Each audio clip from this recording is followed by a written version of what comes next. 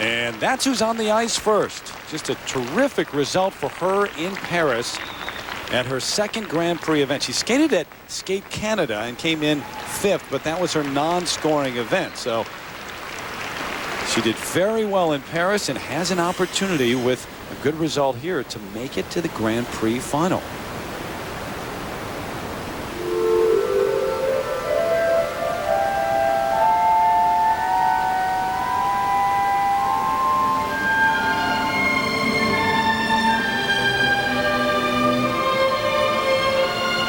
Last year was her first on the senior Grand Prix circuit, and she won the silver medal in this event, Cup of Russia, last year.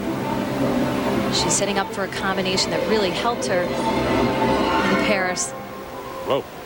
But she doubles. This is an intended triple flip, triple toe loop, and she just does a double flip, not even making it into a combination.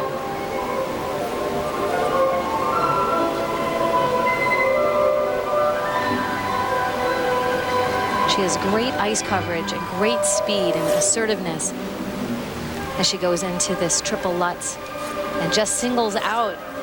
That was a jump that she struggled with in Paris, popping it. When she gets into this rushed frame of skating, she doesn't get into her knees, and she's sort of skating on the surface. And you really falling apart right she now. is. You really need to get into those knees so that you can get that height and push off the ice.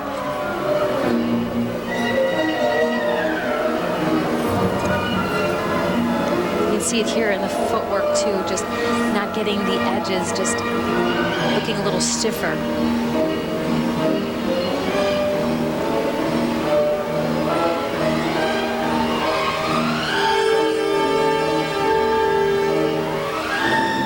Very strong death drop, nice low position. See how the knees are together, the free leg parallel to the ice.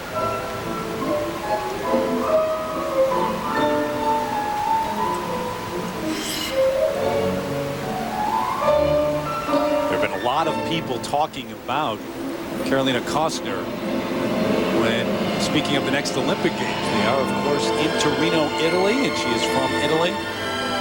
Last year, a top 5 finish at the World Championships. Well, she's so capable. Just in Paris, we saw her do one of the hardest combinations, the triple flip, triple toe loop. So it's certainly in her. It's just harnessing those nerves under those competitive lights.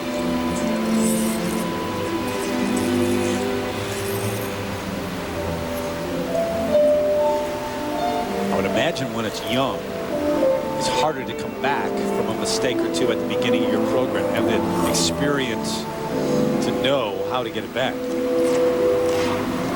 It's hard for the younger skaters. You have to have a short memory. When you make a mistake, you have to go on as if it never happened. And you're right, that comes from that experience. Settling in a little bit on the triple sow cup at the landing, not quite the run out that she normally gets.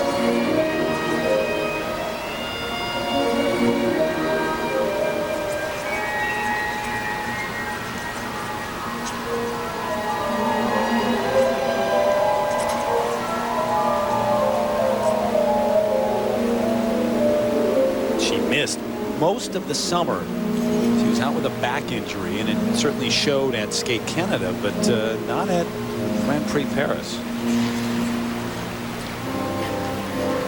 And choreographically, all the spins right now, we have a series of 3 spins that are piled on top of one another.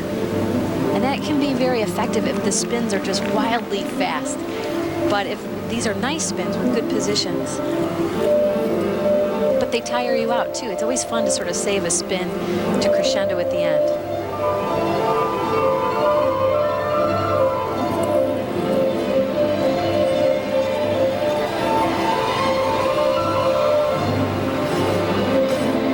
Double axel just doesn't stay over the left side, opens up to the right.